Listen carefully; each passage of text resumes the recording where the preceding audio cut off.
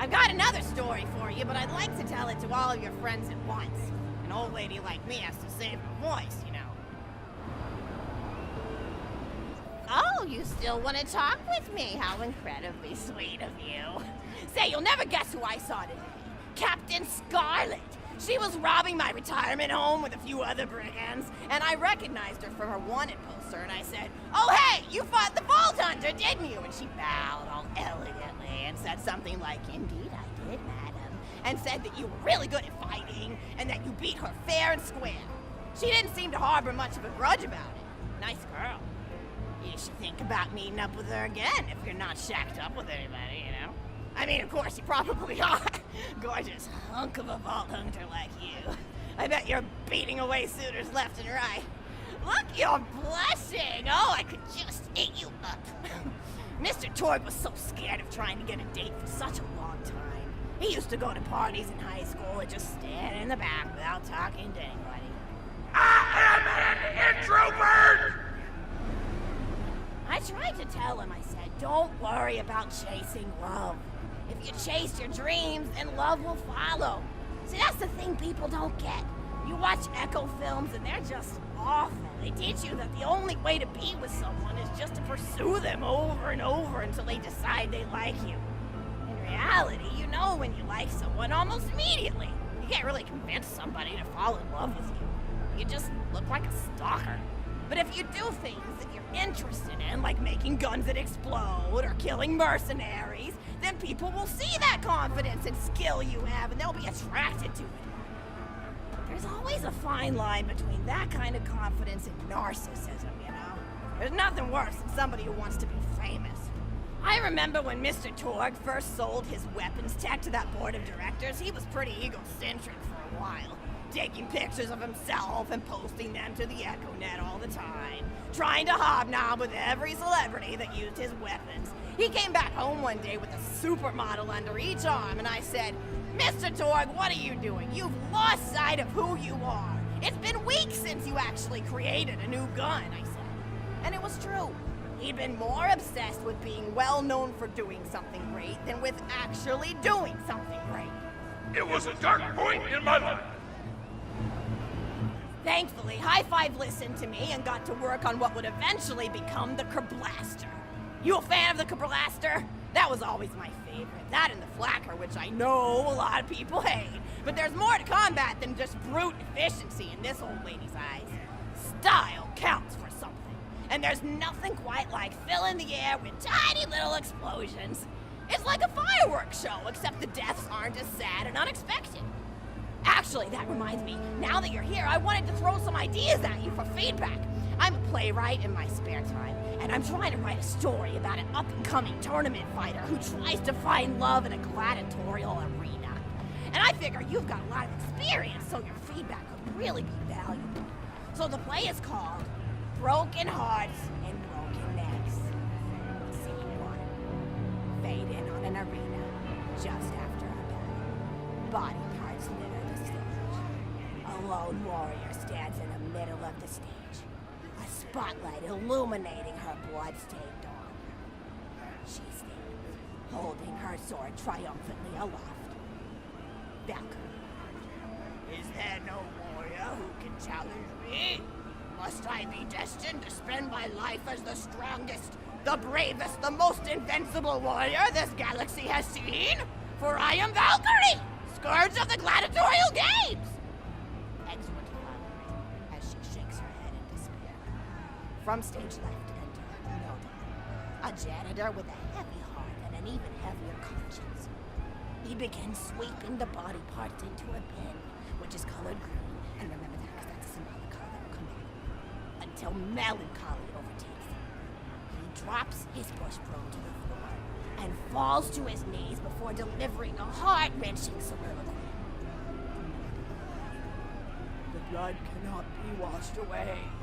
Not before and not now. Even as I attempt to escape the past, which haunts me still. Must I live forever as a fraud, sweeping up the trash of others to hide my shame and avoid my pursuers? Must I forever remain on the periphery of joyful combat, ever watchful but never participating? ladder of honor, Valkyrie re-enters the stage right. Good morrow, lowly janitor. I heard a noise and thought it worth investigating. Oh, great Valkyrie, 'twas nothing but the wails of those souls you released from their bodies tonight. Souls that wail in agony as they fly upward to Valhalla. Fools! What have they to wail about? Their agonies are over, ended at the point of my sword. Mine, however, have only yet begun, for it is lonely at the top, and an unchallenged life is a boring one. No dying, as I know.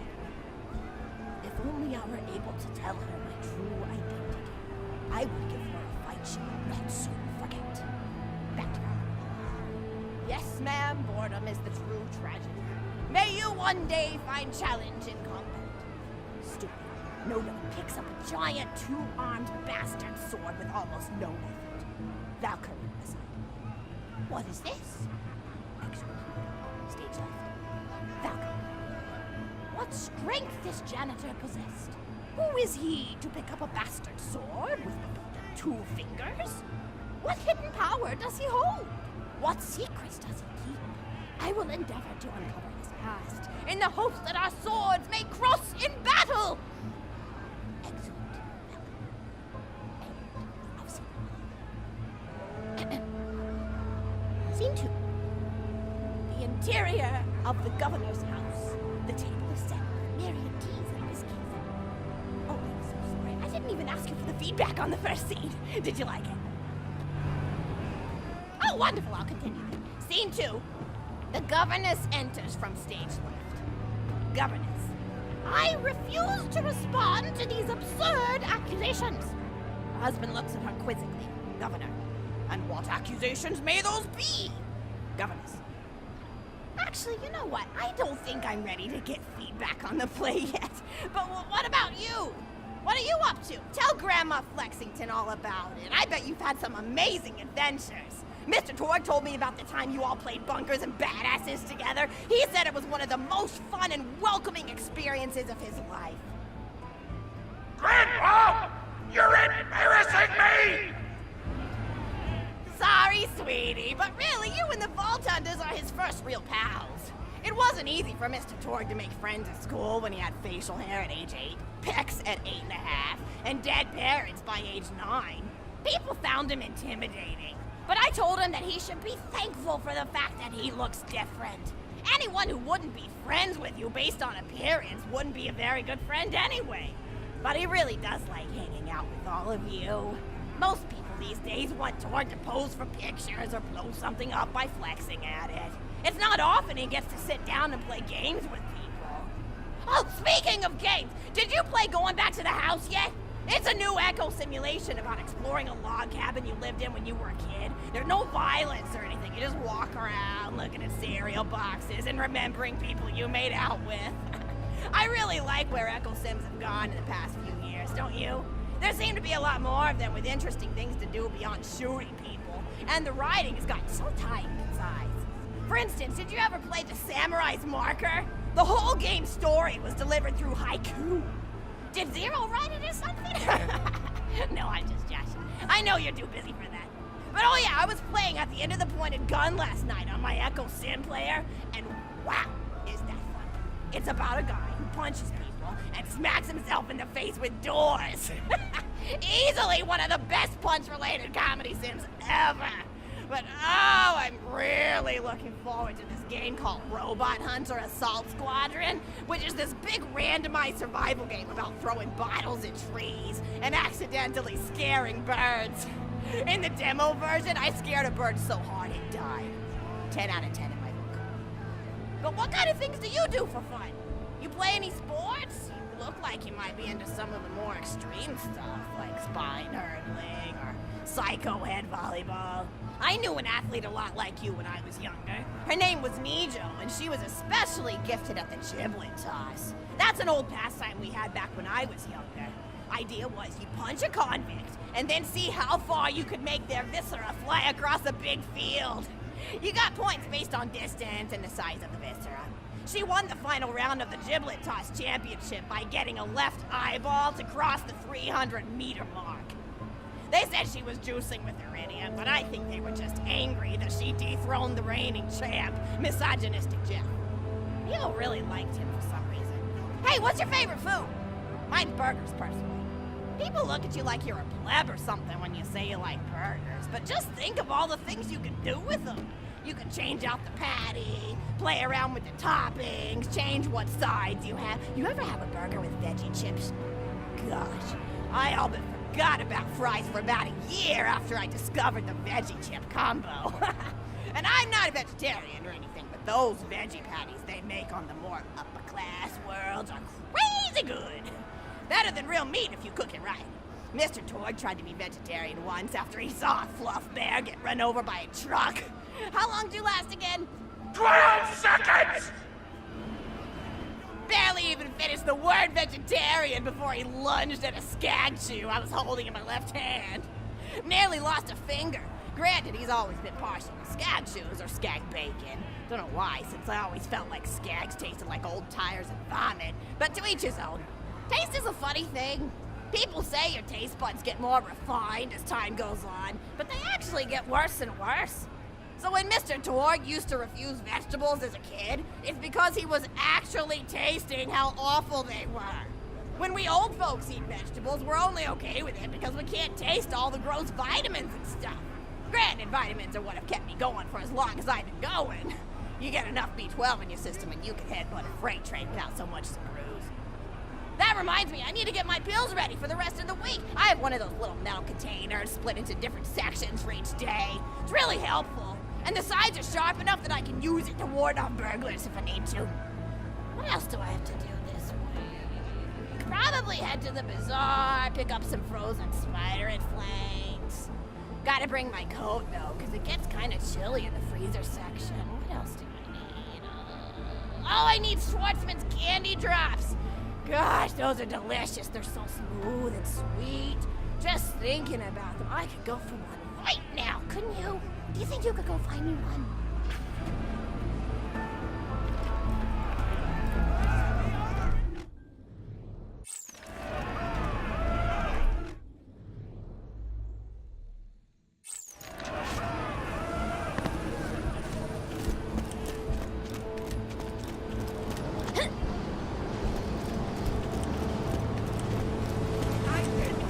Don't know what I got, those suckers!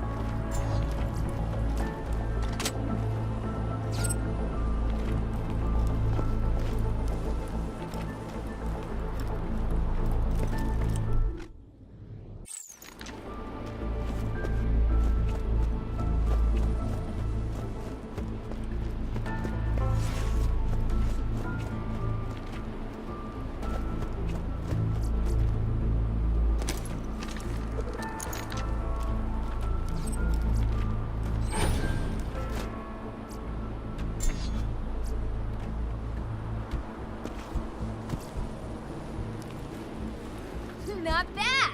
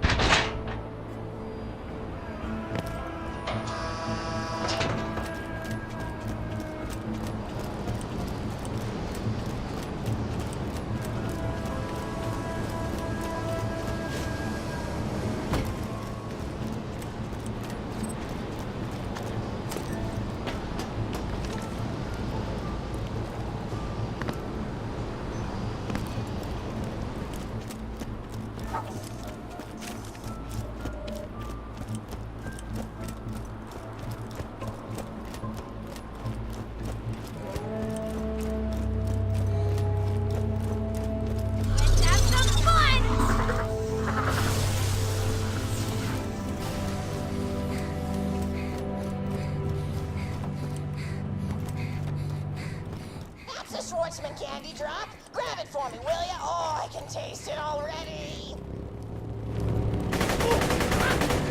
Oh, terminated!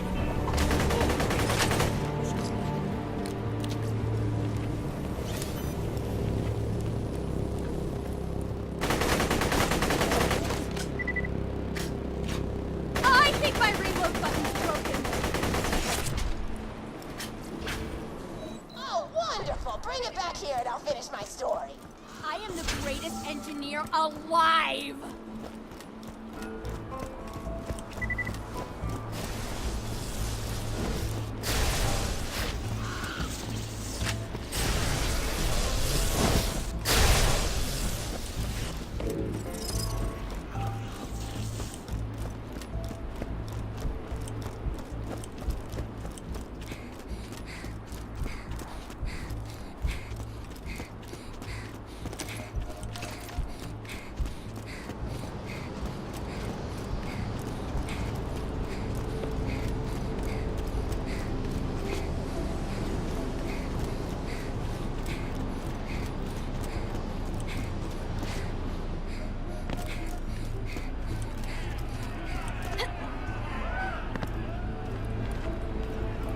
Thank you so much! I'll eat this later while sitting by the fireplace telling Mr. Torg stories of days gone by.